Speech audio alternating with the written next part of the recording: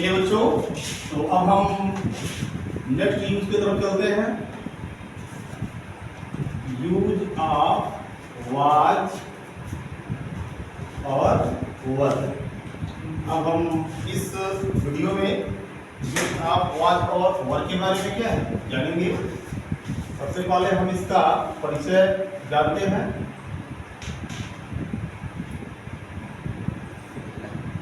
Reason का मतलब पहचाने के सबसे पहले जान लेते हैं।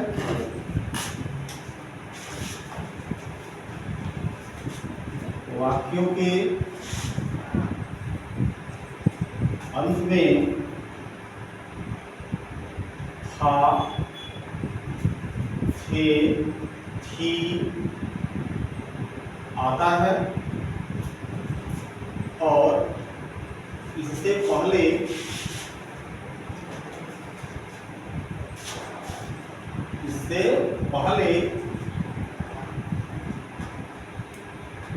कोई नाउन या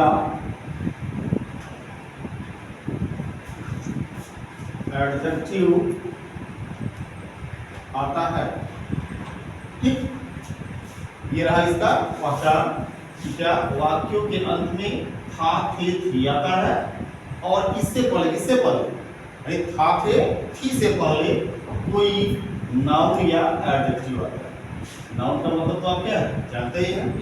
मतलब क्या, all naming words are called noun. यानी कि इस धरती पर वो सभी वस्तुएं इसका कोई एक नाम है, वो सब क्या है, नाउन है।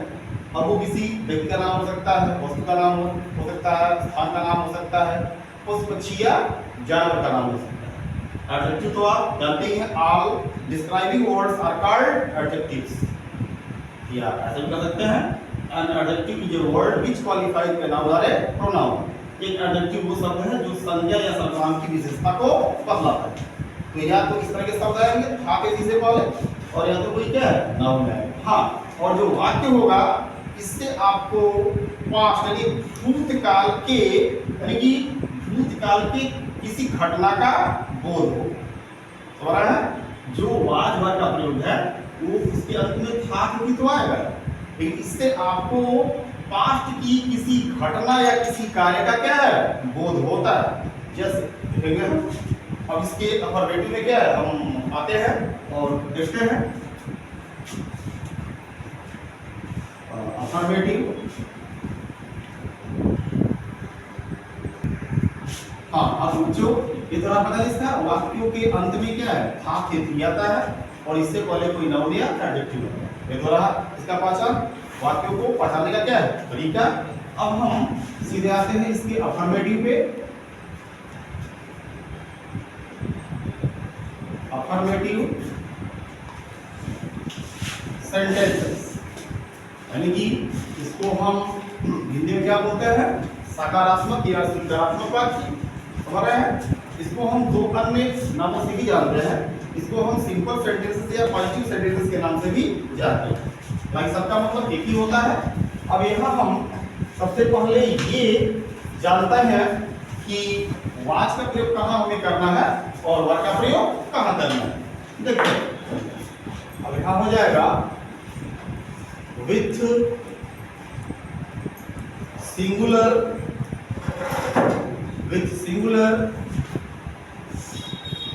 सब्जेक्ट्स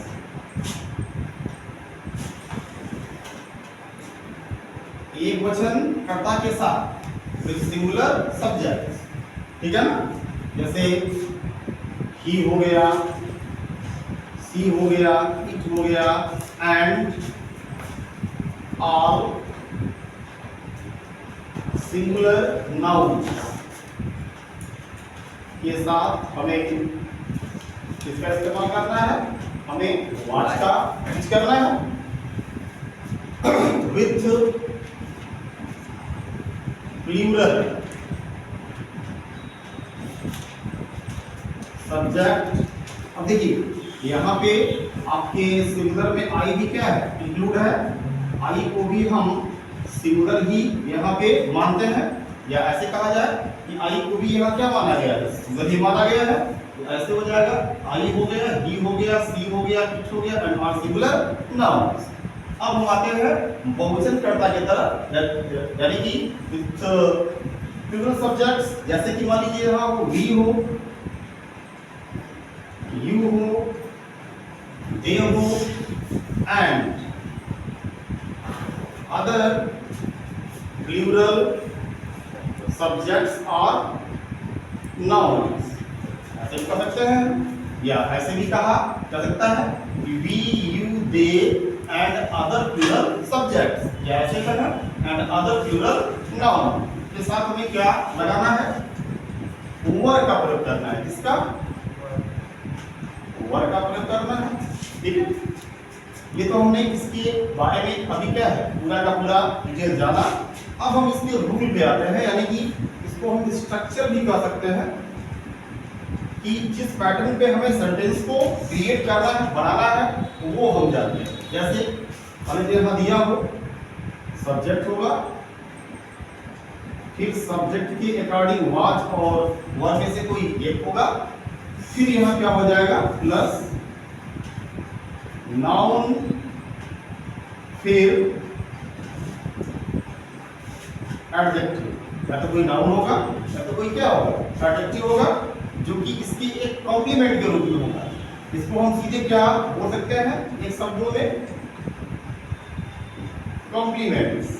हम इसको कॉम्प्लीमेंट्स के नाम से भी क्या जा सकते हैं, यानी कि पूरा आपका जो रूल होगा वो क्या होगा, सब्जेक्ट होगा, वाज वर्ब में से कोई एक होगा सब्जेक्ट के अकॉर्डिंग, फिर नाउन या एडजेक्टिव में से कोई एक शब्द होगा, या इसको हम सीधे इनके स्थान पे कॉम्प्लीमेंट्स कर सकते हैं।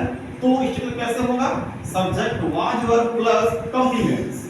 हालांकि कॉम्प्लीमेंट्स में नाउन भी आता है, एडजेक्टिव भी आता है, पास्ट पार्टिसिपल भी आता है, एडजेक्टिवल फ्रेज भी आता है, इंफिनिटिव भी आता है, जिरंड भी आता है। सो हम इसको कॉम्प्लीमेंट्स भी क्या कर सकते हैं, ठीक है ना। अब यहाँ एग्जांपल देखते हैं, जैसे पहला है मोहन एक चालाक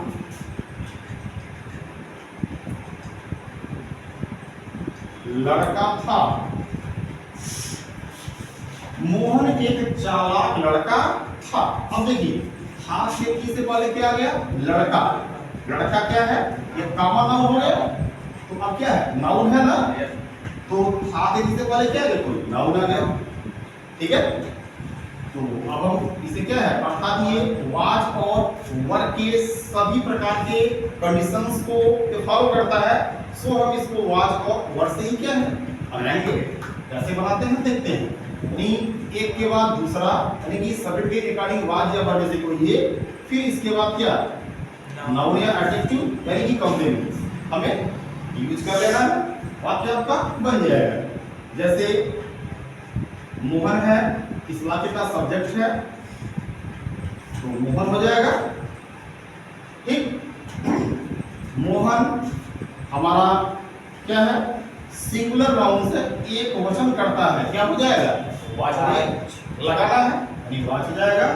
Mohan was a, Mohan was a clever was, ठीक। मोहन एक चालाक लड़का था, तो Mohan was a clever was. अब आपका जो वाक्य है ये बनके तैयार हो जाता है। देखिए मोहन आपका करता है, सिंगुलर सब्जेक्ट है, वाज लगाएंगे, एक के लिए ये का यूज करेंगे, चालाक के लिए क्लेवर आएगा और लड़का के लिए बॉय आएगा। देखिए जो फॉर्मेशन है उसी के आधार पे क्या है यहाँ पे आपका वाक्य बनके तैयार हो जाता है। और देखते हैं जैसे वे लड़के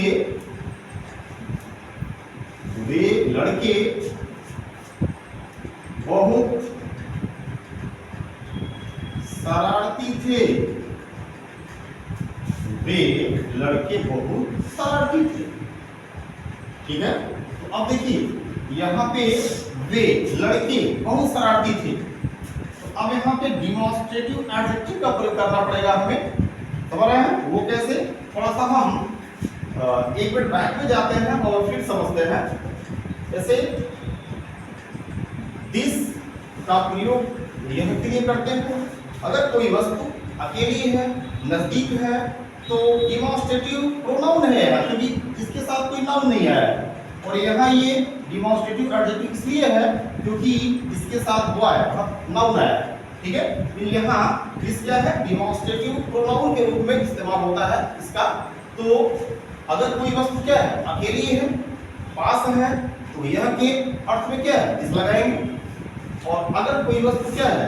दूर है और अकेली है, तो वह के अर्थ में क्या है? हमें दैट लगाना है। ठीक है, अब अगर कोई वस्तु एक से क्या है? अधिक है और पास है, नजदीक है, लेकिन एक से अधिक है, तो दिस का प्लूरल अर्थात दिस का बहुवचन जो है दिस का प्रयोग करेंगे हम ये सब के अर्थ में। ये सब समझ रहे हैं? और अगर कोई वस्तु क्या है? एक से अधिक है, लेकिन कोई वस्तु एक से अधिक है और दूर है, तो वे सब के अर्थ में हम दैट का प्लूरल अर्थात दैट का बहुवचन दोज का प्रयोग करते हैं, अर्थात वे सब।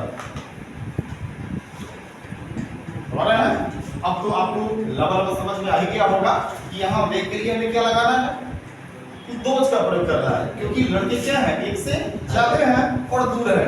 कोई ऐसे कर रहा है वे लड़के बहुत शरारती थे, संकेत है ना। अब क्या हो जाएगा? यहाँ पे दोज बॉयज ऐसे हो जाएगा, दोज बॉयज। कर्ता आपका क्या हो गया?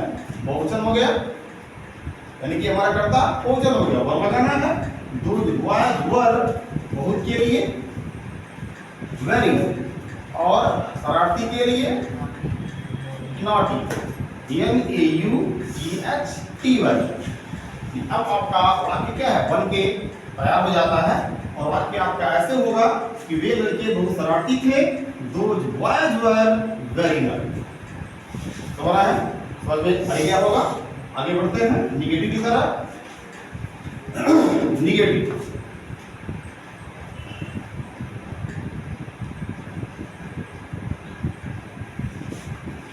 Negative sentences. अब देखिए निगेटिव सेंटेंसेस के रूल पे आते हैं। इसका जो रूल है वो ऐसे हो जाएगा,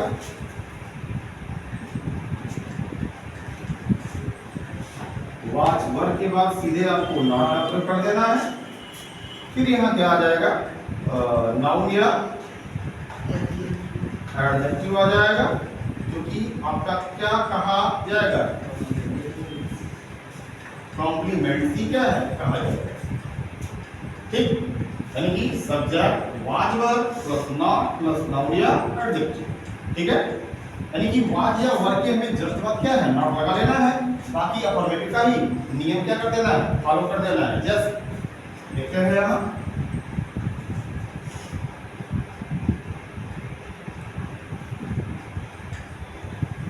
तुम एक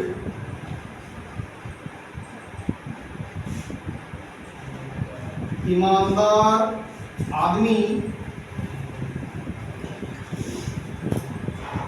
नहीं, तुम एक ईमानदार आदमी नहीं थे। ठीक, तुम एक ईमानदार आदमी नहीं थे।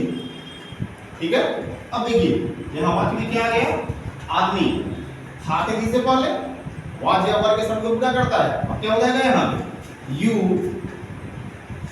कर्ता आपका क्या हो गया? यू बहुवचन है, वर लगाएंगे। you were not a honest, HONEST। अब देखिए यहाँ पे H है, साउंडिंग आपका क्या है? यहाँ पे H O जैसे ऐसे तमाम सारे वर्ड हैं जिनका साउंडिंग तो होता है ह से, लेकिन ये लिखे तो होते हैं ह साउंडिंग से, लेकिन ये एक्चुअल में हम इन्हें किससे पढ़ते हैं? आ से पढ़ते हैं। जैसे इसी क्रम में एक वर्ड क्या है? ये ऑनेस्ट भी है, बच्चे इसे हॉनेस्ट हॉनेस्ट पढ़ते हैं, वो हॉनेस्ट हॉनेस्ट गलत है। हम इसे ऑनेस्ट पढ़ेंगे क्योंकि इसका प्रोनाउंसिएशन क्या है, आ से होता है। तो आ से होता है तो यह वावल के अंतर्गत आ जाता है, इसलिए इसके पहले एक के लिए ये नहीं बल्कि एन का इस्तेमाल करते हैं। जैसे इसी में ऑनेस्ट है, ऑनर है, समझ रहे हैं, एक्सेट्रा। ऐसे जो वर्ड हैं इनके पहले बल्कि ये का नहीं बल्कि एन का प्रयोग करते हैं। जैसे you were not an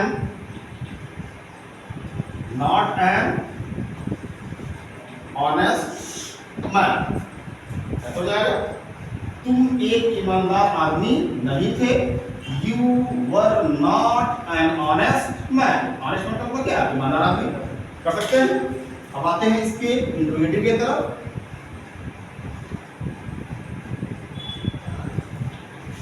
interrogative, ठीक है। इंट्रोगेटिव में सबसे पहले क्या से आरंभ होने वाले वाक्यों के लिए हम देखते हैं। सबसे पहले हमें वाज या वर्ब को सबसे पहले कर देना है, फिर क्या है, फिर हमें सब्जेक्ट लगाना है, फिर उसके बाद क्या, नाउन या एडजेक्टिव जो कि आपका क्या है, कॉम्प्लीमेंट्री है, और लास्ट में इंट्रोगेटिव साइन लगाना नहीं होता, ठीक है। क्योंकि कॉम्प्लीमेंट्स का मतलब होता है पूरक शब्द। यह भी एक प्रकार का ऑब्जेक्टिव होता है, लेकिन ये हमेशा ऑब्जेक्ट के बाद में प्रयोग होता है, समझ रहे हैं। तो वाज या वर्ब सबसे पहले हो जाएगा, फिर यहाँ सब्जेक्ट हो जाएगा, फिर नाउन और नाउन स्लैश एडजेक्टिव, फिर क्या होगा, जो कि आपका क्या है, एक प्रकार का कॉम्प्लीमेंट्री होता है। अर्थात क्या से आरंभ होने वाले वाक्यों में सबसे पहले हमें क्या है, वाज या वर्ब को सबसे पहले क्या है, निकाल लेना है। जैसे एग्जांपल में देखते हैं। पहला, क्या रवि एक वकील था। क्या रवि एक वकील था। अब क्या हो जाएगा, रवि हमारा कर्ता के अनुसार हमें वाज या वर्ब में से कोई एक लगाना है, तो कर्ता हमारा सिंगुलर है, इसलिए क्या हो जाएगा, वाज रवि ए लायर, ठीक है। क्या रवि एक वकील था, तो ऐसे हो जाएगा, वाज रवि ए लायर, ठीक है। यानी कि क्या रवि एक वकील था, हमारा वाक्य बन जाएगा वाज रवि ए लायर, और लास्ट में क्या है, प्रश्नवाचक चिन्ह लगाना नहीं भूलते हैं क्योंकि ये इंट्रोगेटिव है, ये इसकी पहचान है, ठीक है। अब देखिए दूसरा जो वाक्य है हमारा क्वेश्चन वर्ड से आरंभ हो सकता है, यानी कि इंट्रोगेटिव हमारा क्या है, क्वेश्चन वर्ड से भी आरंभ हो सकता है। तो हिंदी के वाक्यों में जो क्वेश्चन वर्ड है वो हमेशा वाक्य के बीच में आता है, लेकिन जब हम इंग्लिश में उसका ट्रांसलेट करते हैं तो क्वेश्चन वर्ड की जो क्या है स्पेलिंग है सबसे पहले हम लगा देते हैं, और फिर क्या है, ये क्या से जो आरंभ होने वाला नियम है इसे अप्लाई कर देते हैं। अब देखिए क्वेश्चन वर्ड में क्या हो गया, व्हाट हो सकता है, व्हेन हो सकता है, व्हाई हो सकता है, समझ रहे हैं, ईटीसी, ये सभी के सभी क्या है, क्वेश्चन वर्ड, ठीक है ना। तो question word plus was verb plus subject फिर नाउन स्लैश एडजेक्टिव, जो कि आपका एक प्रकार का क्या है, कॉम्प्लीमेंट्री होता है, समझ रहे हैं। अब देखिए जैसे मान लीजिए यहाँ दिया हो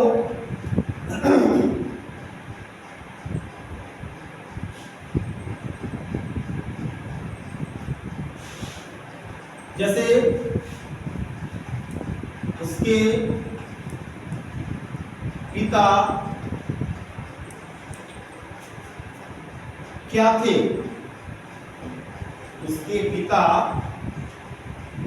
क्या थे।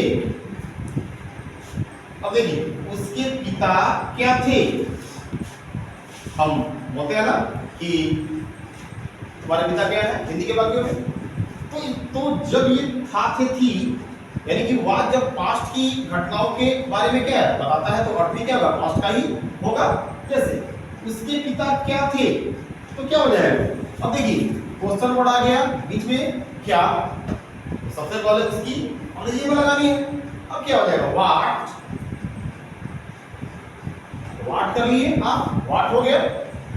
उसके उसके पिता क्या थे, पूछे का मतलब क्या, ही, पूछे का मतलब क्या, ही।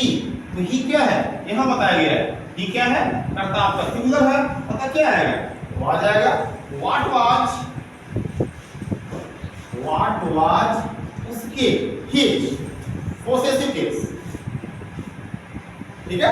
अब देखिए यहां जो है ही का पोसेसिव क्या है, उसके है, अब लगाएंगे तो वाक्य आपका हो जाएगा व्हाट वाज हिज, पिता का फादर, और लास्ट में क्वेश्चन मार्क लगाना नहीं भूलेंगे, यानी कि वाक्य हमारा क्या हो जाएगा, व्हाट वाज हिज फादर, उसके पिता क्या थे। देखिए व्हाट वाज हिज फादर। इस तरीके से जो आपको नियम बताया गया, क्वेश्चन वर्ड, फिर यहाँ के पोसेसिव केस के आधार पे, हालांकि ही का ही पोसेसिव है, तो जब ही क्या है, सिंगुलर है, तो ही क्या होगा, सिंगुलर ही होगा, वाज होगा यहाँ, फिर क्या होगा, नाउन है, और एडजेक्टिव में से कोई है, तो यहाँ नाउन है, क्योंकि आपका एक प्रकार का क्या है, कॉम्प्लीमेंट्री है। कर सकते हैं, किसी को कोई दिक्कत, चलिए आगे देखते हैं। अब इसी इंट्रोगेटिव में ही क्या है, इंट्रोगेटिव निगेटिव कर लेते हैं।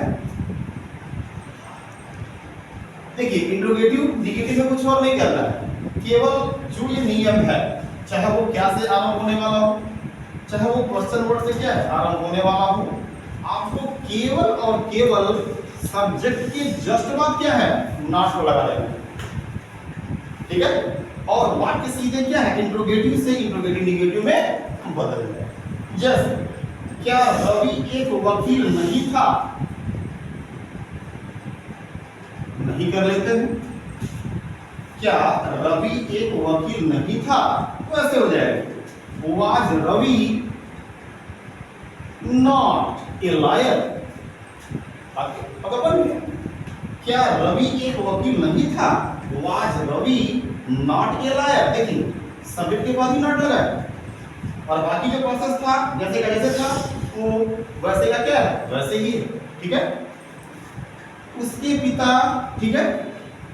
अब यही नियम क्या है, हम बाकी के अन्य वाक्यों पर भी क्या है अप्लाई करते हैं, जैसे यहाँ आपको जो पता है, ठीक है। तो इस तरीके से जो इंट्रोगेटिव वाक्य है वो क्या है, आसानी से इंट्रोगेटिव निगेटिव में क्या हो जाएंगे, बदल जाएंगे। तो इस तरीके से हमने वाज का आज जो यूज है उसके बारे में सीखा। हालांकि वाज और वर का जो प्रयोग है, अगर टेंस के आधार पे आप आएंगे तो ये पास्ट कंटिन्यूअस जो है, क्या पास्ट कंटिन्यूअस टेंस में हेल्पिंग वर्ब के रूप में होता है, ठीक है। यहां तो हम एक यूजेज के अंतर्गत पढ़े वाज और वर।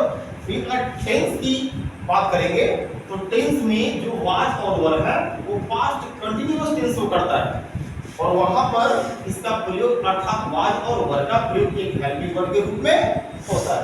इसके अलावा वाज या वर का प्रयोग पैसिव वॉइस में भी क्या है किया जाता है, समझ आया। इस तरीके से हमने वाज और वर के संपूर्ण यूज के बारे में क्या जाना।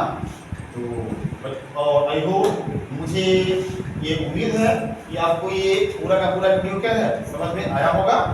और इसी के साथ अब अगले यूज के साथ हम नेक्स्ट वीडियो में क्या होंगे, उपस्थित होंगे। तब तक के लिए आप सभी को शुभकामनाएं।